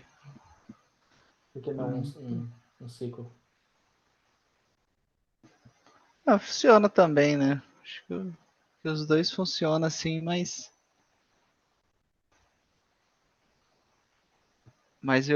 eu acho que eu ia muito nessa linha aqui daquilo que a gente discutiu uma vez, assim, o problema está muito bem definido, eu sei que é uma chave-valor, que é uma URL curta, vai gerar uma URL longa, dificilmente vai ter uma evolução disso, assim, a nível de negócio. Então, eu iria nesse trade-off aí, né? Se fosse alguma coisa mais evolutiva, talvez usaria o SQL aí para me proteger, assim, mas os dois funcionam, né?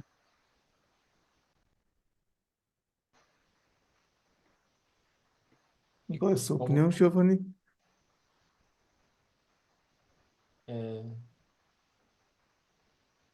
antes de eu falar minha opinião, o que a gente armazenaria? Né? Qual que é Bom, o vamos formato, pensar né, do dado? o formato. Ok. O esquema, Você né? fala Desculpa. do documento, não é? O que a gente está salvando, né? O que a gente precisa persistir. Vamos, vamos Puxa, pensar. O URL long, o short, short. provavelmente quando ele foi criado, como a gente não explorou a questão do TTL, não tinha expired ou não tinha um TTL, por isso, a partir de para já não seria necessário o ID do utilizador que o criou, para saber que é o owner, e não vejo muito mais necessidade do que isso. Como não estamos a falar de analytics, não estamos a falar de nada, eu não vejo necessidade mais do que isso. E ainda que houvesse necessidade de analytics, eu não colocaria juntamente com isto. Eu faria o analytics de forma assíncrona. Pensaria dessa forma.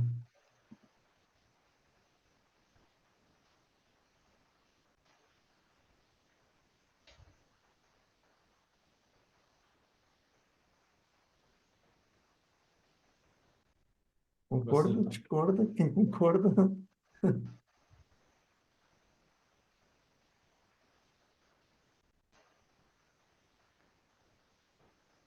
Ao mesmo sentido, né? Sim. Uhum. É muito isso aí. Eu pensaria. Me dê mais motivos, Nelson, para usar no ciclo. Não me convenceu, não. Só falar que ele é mais rápido não. O É nosso difícil. ciclo, para, para resolver o problema, à partida, os nossos ciclos são mais preparados para carga distribuída A gente precisa do de carga que. distribuída? Desculpe. A gente precisa de um banco de dados distribuído? Então, se já estamos a falar de disponibilidade, Mas aí ele precisa de ser distribuído réplicas ou distribuídos, você está falando de sharding? não. Réplicas mesmo. Aqui não estou a falar de charging, estou a falar mesmo de réplicas.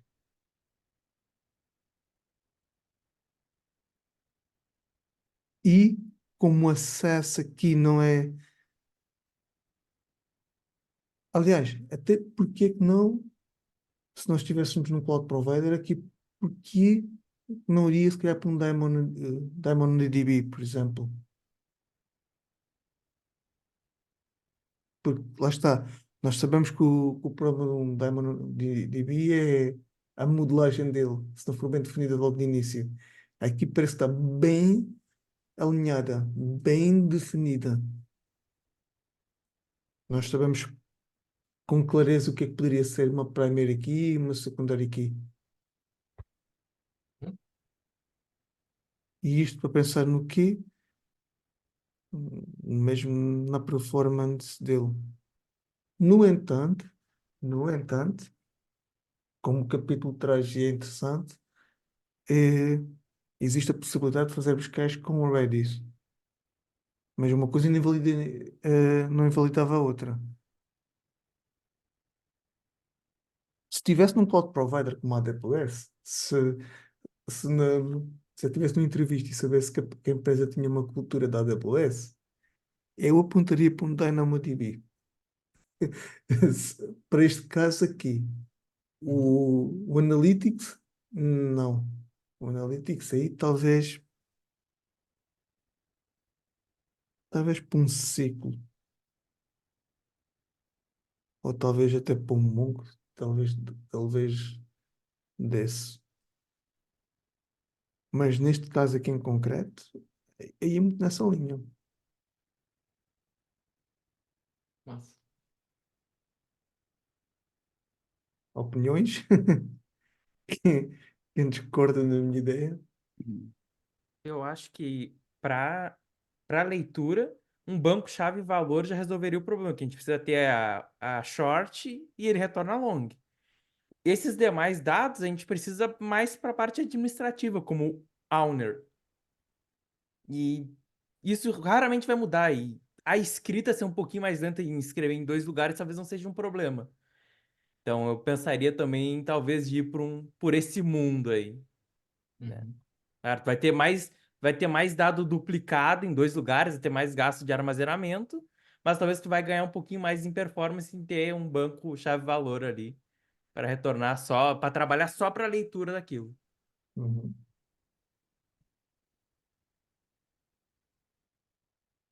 Mais opiniões?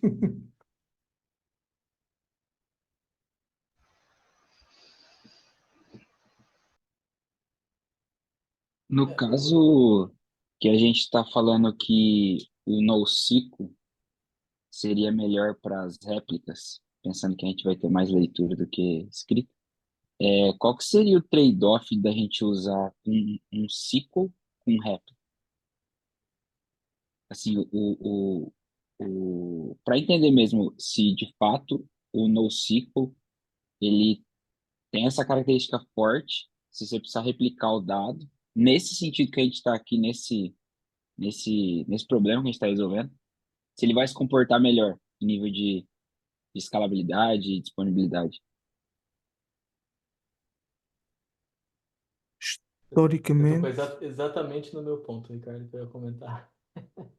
Caramba, É, exatamente, porque replicar SQL não é uma dificuldade.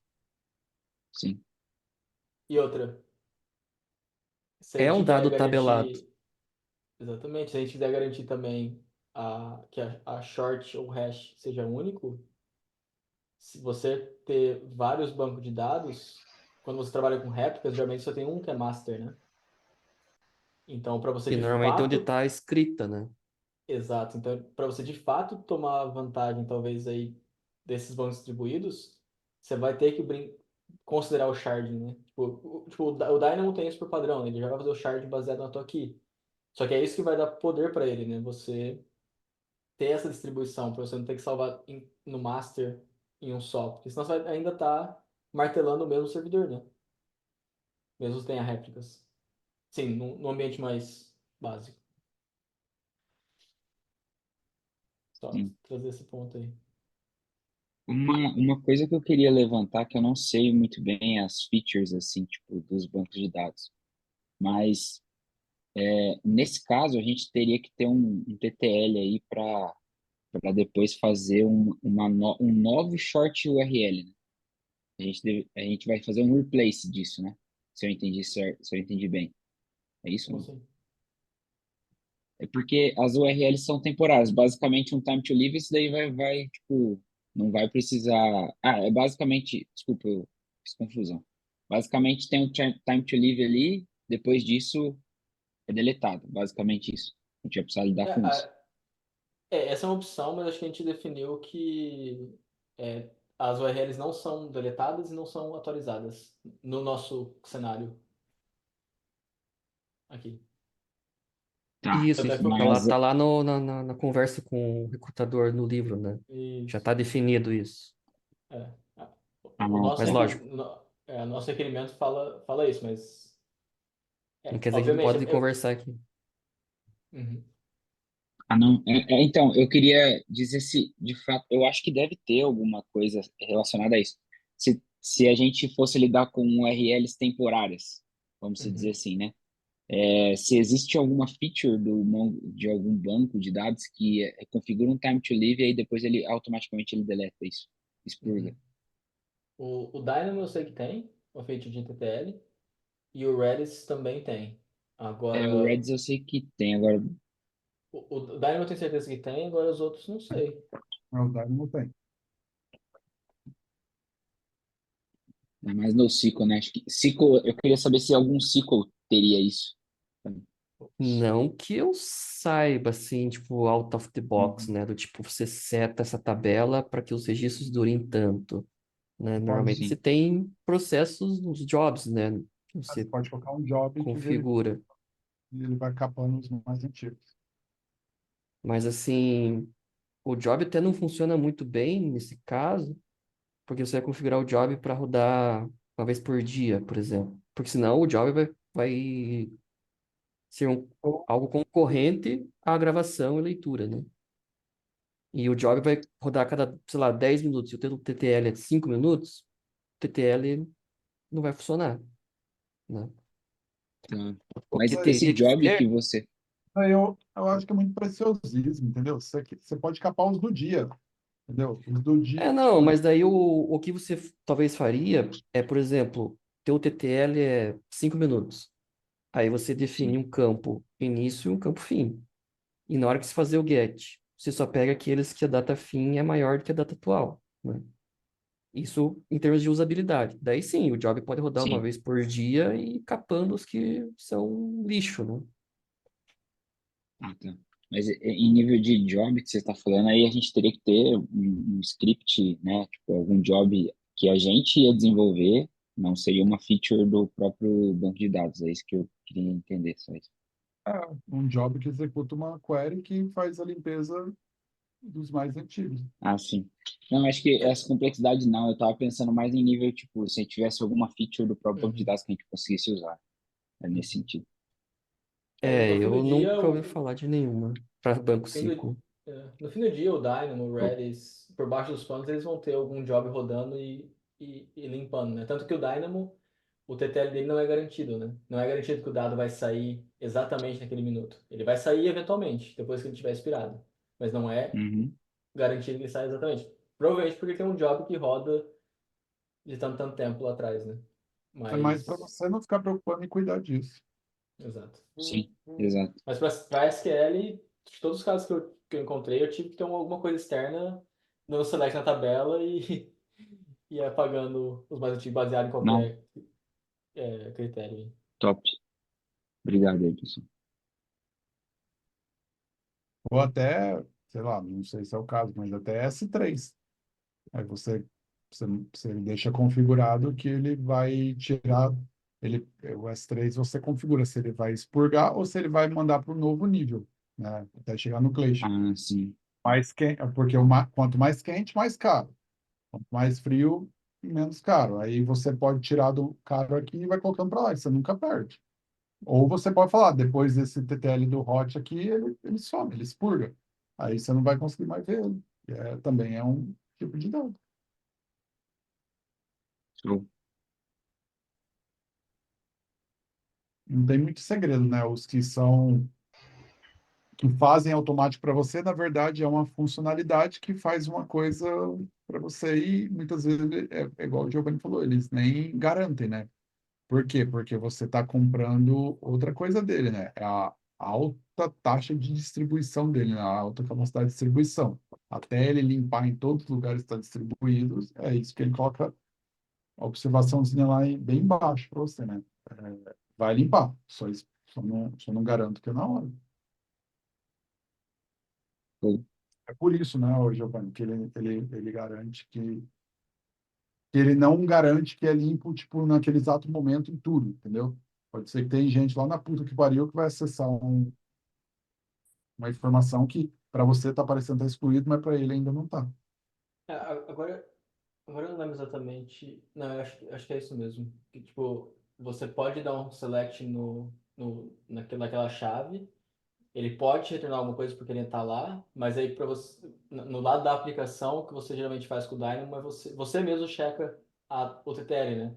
Você mesmo, o TTL já expirou, se você no lado da aplicação vê que ele expirou, você dropa ele. Então, isso te dá a sensação de é, ele não está disponível exatamente quando ele não deveria estar disponível. Mas o registro em si pode demorar mais tempo, né?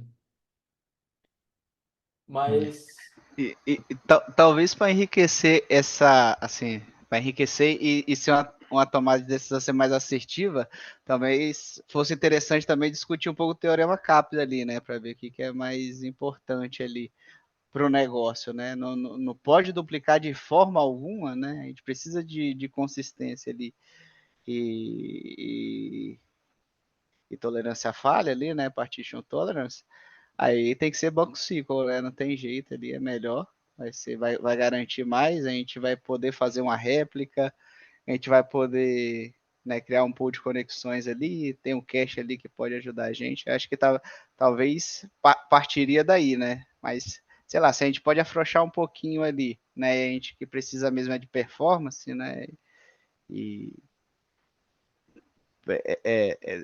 assim, se a gente, sei lá, a gente tem um alto volume ali de leitura, né? E a gente tem mais escrita do que, a gente tem mais leitura do que escrita, né? Então a gente estava na proporção lá de 10 vezes mais escrita do que leitura, né? Essa série de coisas assim, e se duplicar, se tiver um registro, se a gente tiver uma tolerância ali de duplicação ali, tudo bem, né? Uma URL ou outra ali dentro de uma porcentagem ali, a gente aceitar isso ali, eu acho que tudo bem o banco NoSQL ali, né? A gente vai gastar menos ali, acho que a termo de custo ali vai ser, eu acho que pode ser melhor.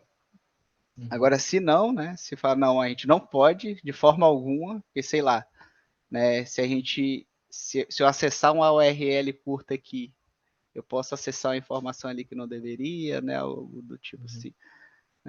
Eu acho que nesse caso aí eu não arriscaria, né? Eu preferiria ir para o SQL, colocar as constraints ali. E além de eu ter todo esse trade-off ali da criação de hash, né? Tudo aquilo que me garante ali que eu não vou ter conflito de hash, eu garantiria no banco também, porque a consistência ali para mim é o mais forte ali. Saca? Então, assim, eu iria pro SQL, né? Agora, se não, se for uma coisa que que não precisa, né? Que eu preciso de performance ali e tudo bem. Sei lá, eu vou gerar um URL curto aqui para, sei lá, fazer um acompanhamento de uma rota aí durante o dia. Tudo bem se tiver um conflito ou outro ali, tá? É tudo intranet. Eu consigo pensar em alguma coisa aí para contingenciar caso isso aconteça, né? Criar algum mecanismo ali de correção ali. Agora, se for um serviço, né, como, sei lá, o Bitly, né, eu acho que aí já é um pouco arriscado ali você expor uma URL curta que vai te mandar para um site que você não Não é não seu, né? fez a conversa. Exato. Porque imagina, né, se tem lá informações ali confidenciais, alguma coisa do tipo, né, e você está usando aquele serviço. Uhum. Mas vamos lá, só para não ficar girando atrás do rabo, a pergunta se eu usaria um SQL ou no SQL e o porquê? Isso. Os trade-offs, ali Eu, para simplificar,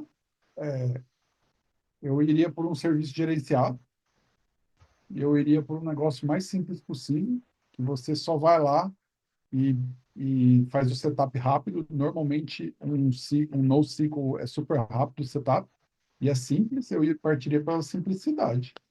E segue o ma- barco. ma- mas assim, hoje em dia, assim, eu acho que isso daí, eu acho que eu acho que, não sei se, isso daí também seria um trade-off, mas assim, se você colocar em consideração que a companhia já tem já os seus templates já ali tudo preparados Simplicidade é ali no. relativa, né? E Exato. Pô, já tem os conformidade do templates time. ali, Terraform, qualquer um, eu posso escolher qualquer um e simplesmente criar um manifesto ali e subir o ambiente. Uhum. Se o cara É, te colocar na parede, você vai muito por depende. O cara te colocar na parede é, vai muito por depende. Depende o quê? exato, Depende assim, qual nuvem você já usa? Já está totalmente instrumentado a questão de você subir rápido os serviços? E por exato. aí vai, né? Eduardo, assim, sem saber, eu partiria para o mais simples possível, o que me dá menos dor de cabeça, o que escala, dado os números que estavam lá, que escala sem ter muito problema, sei lá. Exato. É porque o ciclo tem o trade-off também, né, ali, porque com o passar dos anos ali, né, a escrita vai ficar cada vez mais lenta ali, né? Você vai precisar indexar ali o campo do ID ali, vai aumentando a quantidade, o volume de dados ali, a escrita vai ficando mais lenta ali, né? Sim. Mas a leitura em contrapartida, acredito que não, que é o. Acontece até que depois, lá na frente, depois de um bom tempo, aí você vai ter que fazer uma melhoria para colocar um redis na frente, fazer cache, por aí vai. E por aí vai. É, Onde você cacheia só os últimos, sei. eu acho que é aí que o teorema CAP é importante, né? Que talvez você deixar claro, olha, a gente não tem como E, ter tudo, Sim. né? e talvez é aí que entra também o negócio lá do Bloom Filter, né? Que é comentado também, né? É uma boa também, exato. No livro tem até o Bull Filter ali, né? Que eu acho que o Giovanni deve comentar um pouco mais pra frente. Porque no decorrer do capítulo ele fala sobre o Blue Filter. O Blue Filter basicamente normalmente se usa para você trazer uma carga de escrita para dentro do browser e o cara não ter que ficar trafegando, né? Isso. Sei lá. No livro, se eu não me engano, ele fala assim de sei lá, URLs curtas que não existem dentro da base, né? Por exemplo. Aí você não precisa ir bater no seu banco para Uhum. verificar isso, né? O Blow Filter ele te dá 100% de certeza que ele não está ali dentro da sua base, E sem evita, precisar. e evita o consumo, né? Exato. Que seria isso aí que você falou, acho que bem É, legal, mais bacana, eu acho que esses pontos que o Eduardo trouxe aí, Eu acho, importante também. eu acho que a Bloom Filter tem um problema, que é a distribuição dela. Se é para ficar na memória, isso tem que estar consistente. Quando for criado de um lado, tem que ser atualizada na outra máquina. Senão a outra máquina começa a dizer que não existe, e aí temos o problema. E talvez aí começa, se calhar, o Redis a ganhar novamente pontos nesse sentido. É, Ma- e detalhe, né? Mas, A gente pode. desculpa, Vai, Matheus. continue. Pode continuar. Assim, não, é esse ponto aí que eu ia falar com o Nelson, assim, é tipo, beleza, pode ter esse atraso aí na sincronização aí, nesse ambiente distribuído, sim, mas com o que tem ali, se a gente não deixar passar para dentro ali, já é um ganho também, né? Ali, né? Certo, certo. Assim, Concordo. porque assim, se não tiver, ele, de qualquer forma, ele vai no banco ou vai no cache e retorna, mas se tiver a Blue Filter na frente, mas que não tenha os dados assim 100% atualizado ali, o que bater ali já é lucro Mas, já. Mas mas a aí Bloom tem um Filter detalhe não também, né? necessariamente, não precisa ficar necessariamente no cliente final, né? Não, não, era mesmo na Na verdade, nem aplicação. tem como, né? Exa- Exato, exato. No máximo poderia ficar num load balancer, vá. E aí já seria. Nós tínhamos que fazer as tripas de coração para conseguir colocar lá. Mas vá. Mas outro ponto para sinalizar é, tipo, qual que é a quantidade de requisições que você vai receber que não existe? Num cenário como esse aqui, provavelmente é muito pouco. A não ser que você esteja andando sobre ataque e a galera tá tentando coisas aleatórias, né? Mas se Exato. não for isso, muito dificilmente você vai Eu não, eu ter não- muito erro.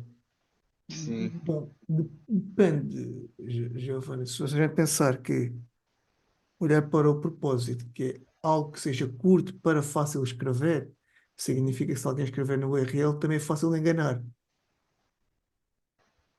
Não, sim, mas Se o for quanto você clicar, mas, tipo assim, dado 100 milhões de requests no dia, num dia normal, sem ataques, quantos por cento disso vai ser erros, entendeu? Vai ser extremamente pequeno, certo? entendeu? Então, outro A- ponto a se considerar. o Marcel trouxe um ponto interessante assim, e eu tenho essa dúvida assim, né? Não sei se para vocês é mais claro assim. O Boom Filter, ele o Boom Filter ficaria onde no final das contas ali? Ficaria Na aplicação. na aplicação. O Redis também tem feature de Blue Filter, né? Podia ficar nele. É, Hum, mas lá está. Nesse sentido, se a gente explorar o Bloom Filter para prevenir ataque, não seria como o Bloom Filter que a gente prevenia um ataque. Seria com uma firewall à frente de um load balancer ou algo do género. Não Com seria rate esse o limit, né? propósito. Uhum. Diga? Rate limit da vida. Ou um isso. hit limit, exato, ou isso. Eu já estava a pensar mesmo num shield ou num AF ou algo assim desse género. Que é Mas, um ou rate seja, limit. hã? No fim das contas, ele está atuando como Pronto, rate limit aí. exato, exato. E quando a gente fala de bom filter, aí seria a gente não fala, na verdade, da implementação de um bom filter na unha ali, né? Que a gente vai criar algo na mão, seria um recurso que a gente ativaria no Redis, por exemplo. Exato. Ou. Ah, boa. Boa. Mas, Porque esse daí eu fiquei um pouco confuso. Eu falei, pô, será que a gente vai ter que subir um Bloom mas vamos Filter e lá. trabalhar com a sincronização dos dados e ser Mas uma camada na frente? é nesse sentido, é nesse que eu já usaria a Bloom Filter no Redis. Eu colocava lá os dados com o mais acessado a Uhum. permanecer no Redis. Porque o Uhum. Bloom Filter não me entrega o dado, ele só me previne fazer Sim, it na base. Se eu já estou a usar o Redis, então também previne fazer esse it na base original com o Redis já com o dado lá. Ou seja, a última utilização prolongava o tempo de vida no Redis, basicamente. sim. O que E- quer dizer com isto é que ok, o Bloom Filter podia ser uma estratégia num ambiente mais simples, por alguma razão, mas acho que não sei, não me parece resolver grande coisa aqui neste caso. tem Blue Filter tipo, sei lá, no load balance, como o Marcel falou, no API Gateway, porque, assim, por exemplo, se for uma operação de leitura, né, então assim, eu já sei que eu não vou ter aquilo ali no meu banco de dados ali, né, se por exemplo, o Blue Filter tá no API Gateway ou no load balance, né, um dos dois, antes de acessar ali a nossa aplicação ali, né, Hum, se bater ali, de alguma forma, eu ter aquele repositório de informações e falar, não está, não precisa ir para frente, porque eu não Mas, vou mas, redirecionar para. mas aí é tudo que o Giovanni trouxe. É, quantos é que ele vai prevenir? É, 100 no milhão? é verdade, 100, 10 é milhões? verdade, Então deixa passar, verdade. porque a Sim, complexidade de entendi. você inserir e depois atualizar uma possível implementação, nem estou a ver como é que um load balance de provider você conseguiria fazer isso, porque duvido que você consiga Perfeito, fazer. Ou perfeito, seja, concordo. E fora todo o desafio de manter sincronizado, né, esse Bloom Filter com a sua base de dados, né? Acaba entrando nos problemas que você tem com cache, né, de manter os caches atualizados, revalidação de cache, né? O Bloom Filter acaba entrando quase que no pacotinho, você vai ter que manter ela atualizada, né? Então, na hora que tem um novo registro, você vai ter que atualizar ela. Então, tem toda essa configuração. É por isso que eu trouxe, tipo, você precisa mesmo, sabe? Tipo, a Bonfilter vem Sim, para te ajudar, mas ela também vem com custo, né? Então, exato. vai do caso, né? Concordo, realmente. eu acho Eu que não tinha aquela, pensado nesse ponto. eu acho que é aquela coisa que à primeira vista parece muito promissora, mas quando nós começamos a explorar os trade-offs, Exato. rapidamente se esfaz por ela própria. Sim.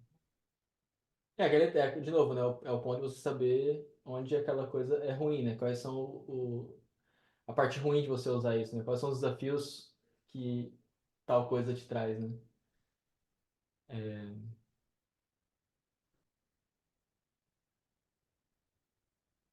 Bom, acho que a gente pode caminhar para os finalmente aí. Então a gente acabou definindo que a gente optou por um NoSQL, a gente talvez pode ter um cache, né? Porque por mais que a gente use um Dynamo da vida e ele é super rápido e aguenta a pancada, talvez você não queira pagar por leituras, né?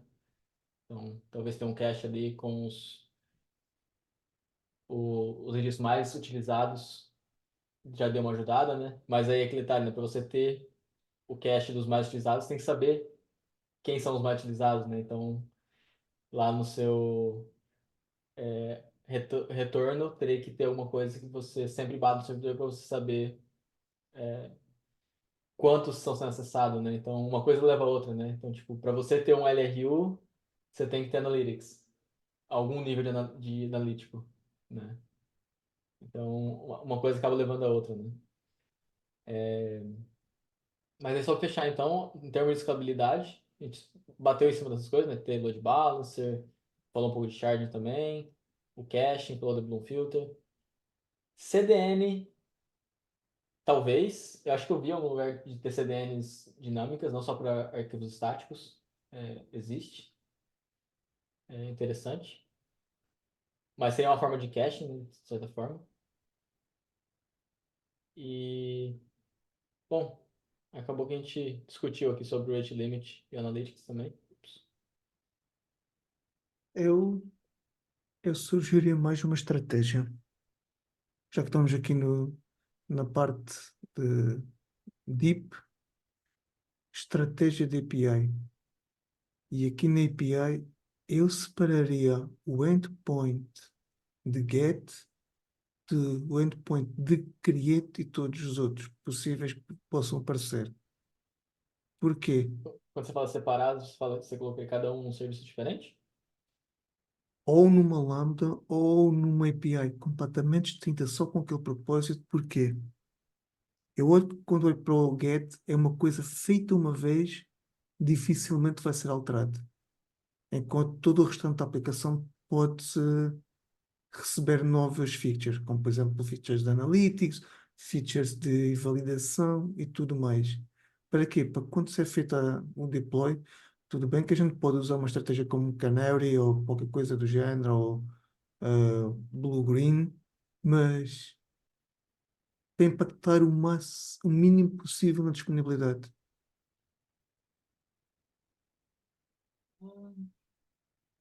Se a API tem somente esses dois endpoints, eu acho que eu discordo de você, Nelson.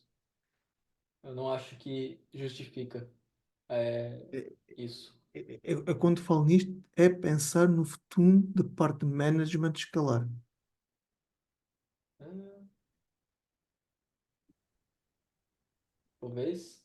Mas Eu também não mesmo, sei se eu usava esse approach, não, mas mas esse usa Lambda, né? Os problemas da Lambda acaba que você É, vai é, gerar um monte de execuções e pode custar mais caro. Você tem um serviço é disso a estável. lambda, mas também não sei se seria por uma lambda, honestamente. De novo, dado que só existem esses dois endpoints, eu não acho que justifica quebrar eles. Mas se isso é parte de um ecossistema muito maior, talvez justifique você ter um microserviço para responder a queries e outro para responder a comandos, né? Se você pensar nisso aqui, RS. Esse eu não chamei Mas, de microserviço pela definição dele, chamei-lhe só é, um serviço. Não lhe dou o nome de microserviço, dou-lhe por essa depois separados. fica mais uma abordagem aí se o recrutador te apertar, né? Vamos uhum, pensar, né? Não, o Nelson deu uma outra abordagem, né? Então, assim, a uhum, gente poderia, talvez, a gente não vê por que separar esses dois endpoints, então a gente começa com isso.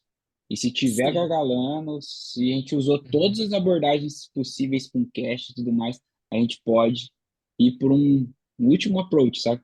E às vezes o Sim. cara não tá nem esperando isso, e aí o Nelson mandou uma aí que, sinceramente, eu nem pensaria passar na minha cabeça um negócio desse. Mas, Mas, muito mas bacana. atenção, eu nem proponho por uma questão que está a ser um bottleneck. Eu, a minha proposta é mesmo para desenvolvimento e aquela ser o menos tocada possível, ser uma caixa o mais estável possível. Porque a nível de escala, até diria, Ricardo, você pode escalar as próprias API com os mesmos endpoints e só redirecionar tráfegos para um deles. É mais para o propósito de algo mais estável. Hum, Mas lá está. Facilmente o que eu estava a dizer é contestado com uma estratégia de Canary ou Blue Green e resolve o problema que eu estou a dizer da mesma forma, se calhar até mais simples. É, Faz sentido.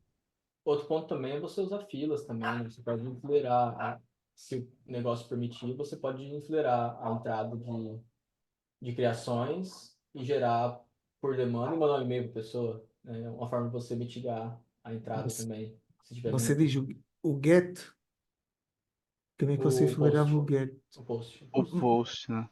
Mas lá está, então pronto, eu dando a minha ideia era proteger o get. Sim, sim. Não, o que eu tô falando é exatamente o outro lado. Tipo, se a gente precisar Ah, do entendi. post ser mais. Fazer mais com menos, talvez uma fila também ajude, mas aí a gente começa a over-engineer demais o problema. Uhum. É, Só pra gente não estender mais, talvez, já deu um bom tempo aqui. Você sim. quer fechar, Nelson, aí que a gente continua offline?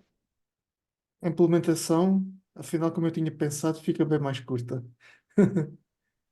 Basicamente, a implementação do algoritmo, o maior número longo, dividir até chegar maior, quando não for maior que 62, apanhar o resto, no fundo, diz-me qual é a posição do caractere que eu vou buscar, vou concatenando, e o que é que isto diz-me para mim?